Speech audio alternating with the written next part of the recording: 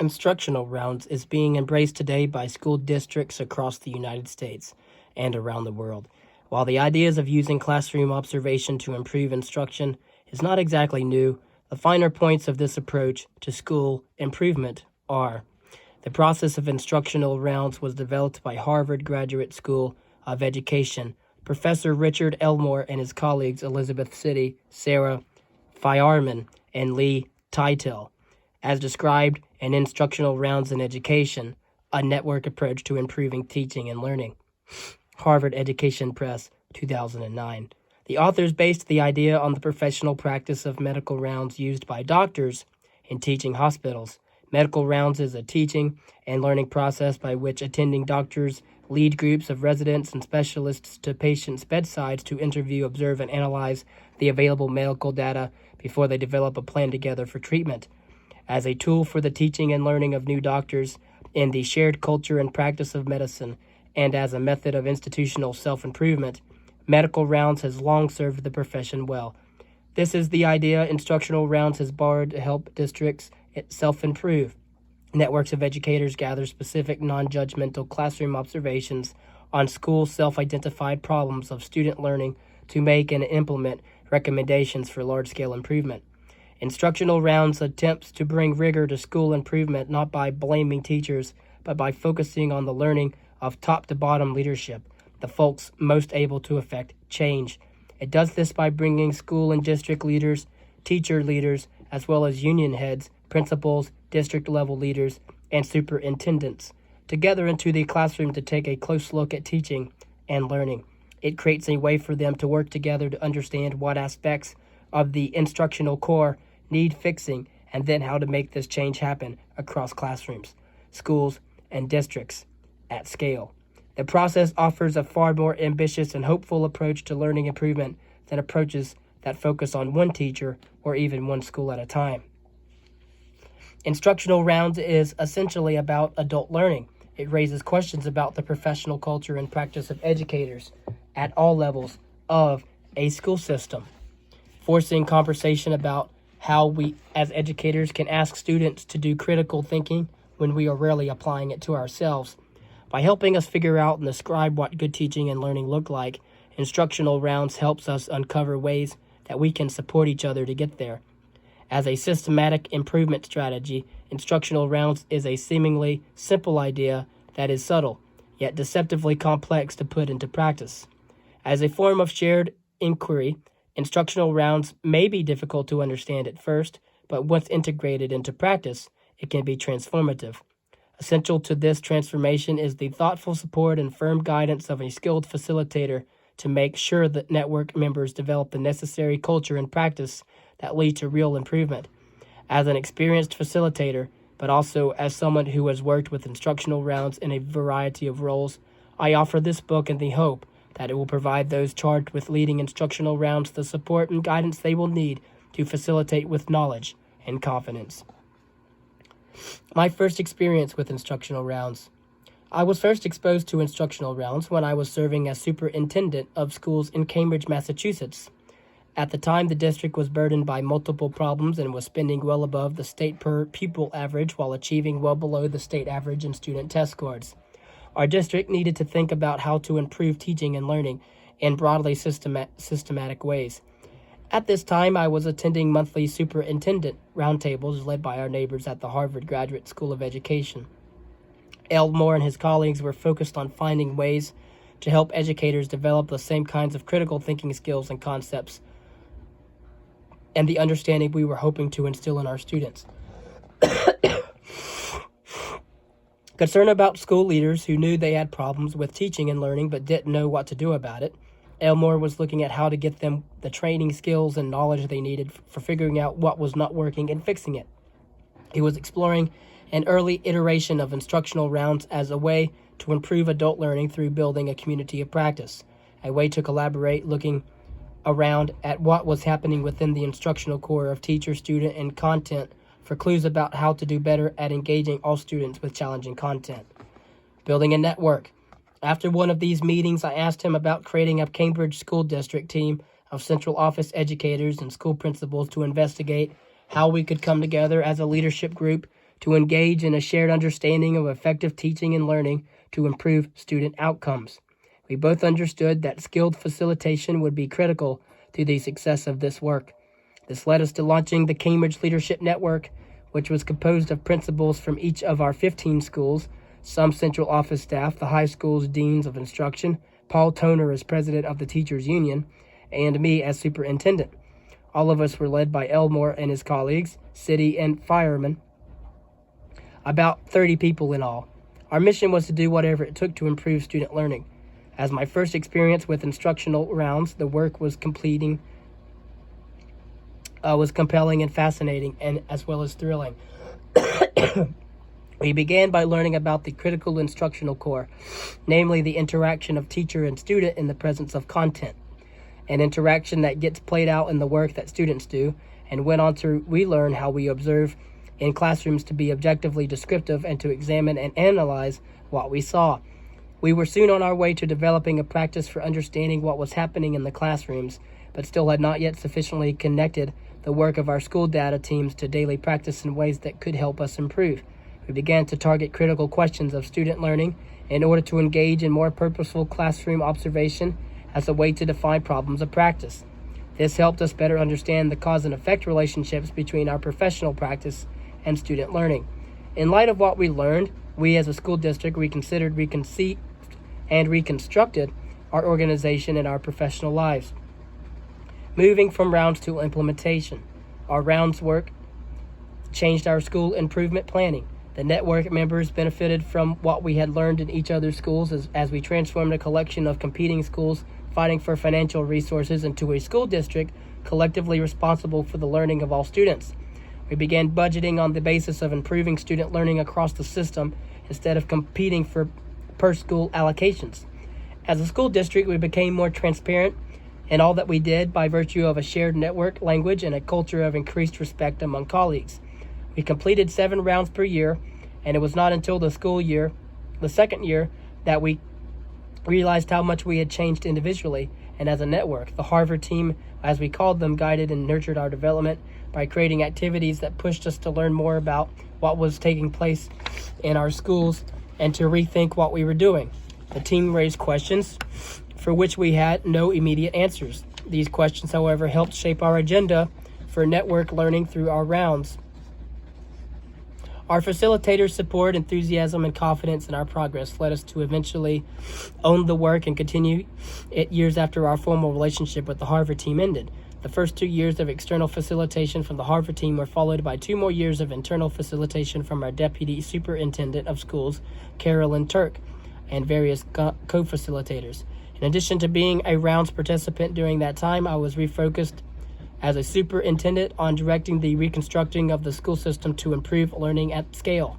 This experience gave me a deep understanding of how a superintendent benefits from rounds participation and can predicate organizational decisions on what has been learned through this process. Facilitating. I now work as a full-time facilitator, consulting for districts across the United States and Australia. In this capacity, I find my background as teacher, curriculum leader, and superintendent invaluable in giving me access to the many points of view that different educational positions bring to the process. This book shares what I have learned about this work as a guide for facilitators. It draws on Richard Elmore and co-author's original seminal work, Instructional Rounds in Education, henceforth referred to as Instructional Rounds. My approach has been honed by my own experience facilitating instructional rounds and training facilitators. While each facilitator finds ways to make the practice his or her own, and skilled facilitators may vary in their approaches, my goal here is to present the tools and practices that have been helpful to me in the hope that you will find them equally useful. My book presupposes familiarity with instructional rounds and cannot be properly understood without it. Nevertheless, I will give a nickel tour of the subject before focusing on what facilitators in particular need to know. What is instructional rounds?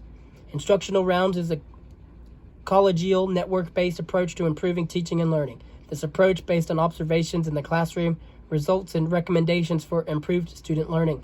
The process is not complete until network-generated recommendations for improvement are acted upon by school and network members. Rounds is premised upon the proposition that high-quality teaching and learning district-wide can be produced only through the coordinated support and shared responsibility of a committed collegial leadership network. In doing the hard work of educational improvement through questioning their current practice and changing their professional culture, networks need help, support, and guidance. They need a facilitator. Implemented at its best, Rounds leads to systemic improvement of teaching and learning through the creation of a shared network culture. This culture develops through the increased knowledge and shared practice of distributed leadership that includes all relevant academic players from teacher leaders, assistant principals, district-wide curriculum or instruction directors to superintendents. It is the first step toward improving learning at scale. Rounds is developmental. The development of a shared culture and language to improve student learning, as well as learning to share responsibility for implementing what is learned through Rounds, takes long-term commitment. Participants may only require several rounds of school visits to gain basic command of the process and develop the method's technical skills, classroom observation, evidence gathering, analysis, debriefing, and creating recommendations. Developing a shared culture and practice, on the other hand, takes much longer. Acquiring both technical skills and a shared practice require rethinking one's professional practice and making commitments that extend beyond the round sessions into all areas of decision-making and professional life. As a facilitator, you will need to guide the development of skills, a network culture, and a shared practice, while continually challenging the network members to press forward. You will need to help the network develop and maintain normalities, develop trust in you and the other members, own the work, and form a binding commitment to take collective responsibility for what is learned in the classroom. This commitment must be enduring, for it is likely to take 3 or 4 years before network learning and action find their way into broad-scale, lasting institutional change. Network members initially find it confusing, complicated, and difficult to apply new concepts and unfamiliar language to teaching and learning. Having to continuously question and rethink their practice is exhausting. There are many steps to the rounds process, and members find it quite complicated before they understand how each step builds upon the prior one. Members find it intellectually demanding to be asked to sort out patterns of observation without judging. A facilitator plays an important role in helping members make sense of what they are seeing in the classroom. Rounds is messy as well as complicated. The work is replete with unexpected events and seemingly contradictory developments. Events go off schedule, participants need more time, network development normalities are sometimes ignored, protocols are misinterpreted, and discussions get derailed. As facilitator, you will be more successful by allowing network understanding to muddle along at its own pace, while insisting at the same time on strict rules of objectivity and honesty.